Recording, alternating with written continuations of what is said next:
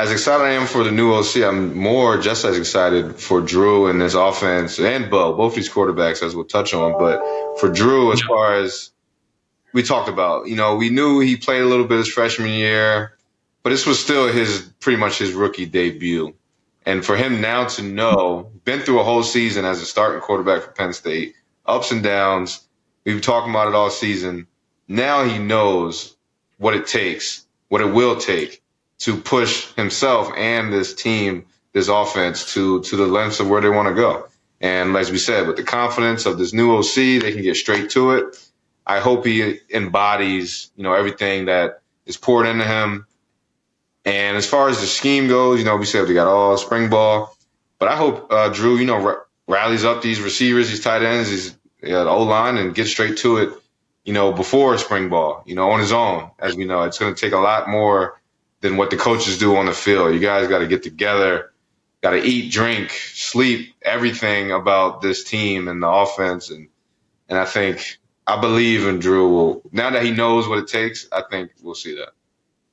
Well, I think he's got, he's got some more battle scars, right? And I think just more on an intrinsic level and kind of a more in the minutia, like he knows what he's good at. He knows what he likes. He knows what he sees. And I think it's going to be really important, that communication with the new face who's ultimately calling the plays, to be able to explain what he likes and then show him in the film room based upon what he did all year, why he likes it and how he executes it and what's going through his mind. Because I said this to Drew about Coach Irsich at the beginning of the year, like you have to be on the same wavelength. You can't have a disconnect with the guy that's calling the plays, or there can't be any static interference. You have to understand why he's calling something and how he's calling it in order to see the big picture and ultimately execute, because oftentimes it's not about the play that's being called.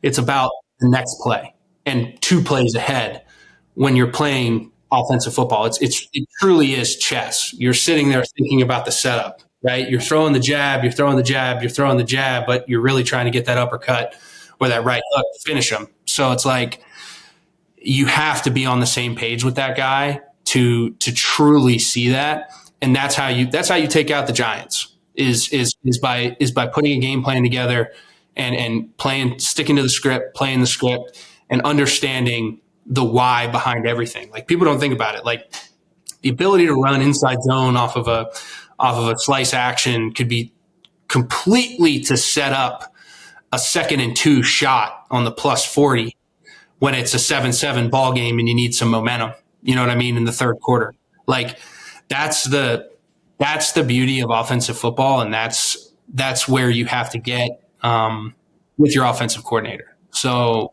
you bring up a great point. I think Drew's got enough maturity now. And unfortunately, similar to what I said, the leash might be short for Andy. The leash is going to be even shorter for Drew. Like he's just going to have to continue to climb that ladder with the understanding that it's not going to be perfect, but the continual evolution and the continual growth, especially with the circumstances he has in terms of talent around him and people returning. So, a good nucleus on the offensive side of the ball. No question. Everyone has to improve. Even the defense, I'm greedy. I want better than this past season, but offensively, I believe they said it about Jordan Love and the Packers the other night on Sunday night.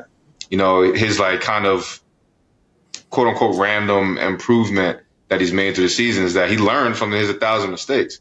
So I would like for this whole team to not just wash away the season, especially Drew, go back and watch, the throws you didn't make, the footwork. I mean, you could talk more about that, but all the little intricacies of why this play may not have hit. What can you do better? And I think that's how you improve. It's not going to be magic. All of a sudden you're going not throwing incompletions, but what can you do to improve from your mistakes? Well, you said it. Like you said, random improvement, right? And it's not random, right? Like if you're improving, it's not random, right? And that's what people don't understand is they see it in a linear fashion. As fans, we see improvement and gains in a linear space, and it's not.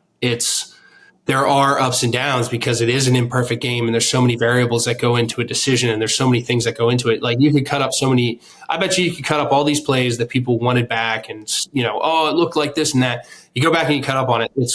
is one guy took a wrong step, or one guy was off on the protection point and didn't quite slide or bump off, or Drew was just, he held on to it a little bit too long. Like, there's just little things that go into this game, and that's what makes it the ultimate team sport, in my opinion.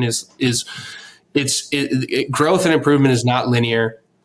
Growth and improvement is a collective belief in the finer details and cleaning those up, because the finer details ultimately lead to the bigger headline success, which is the improvement that we see. Yeah. And people perceive it as random improvement if it's, week 12 right. and, he's had 3 good games and 2 shitty ones, and then, 2 mediocre games, and then all of a sudden he has a career game. That's not random.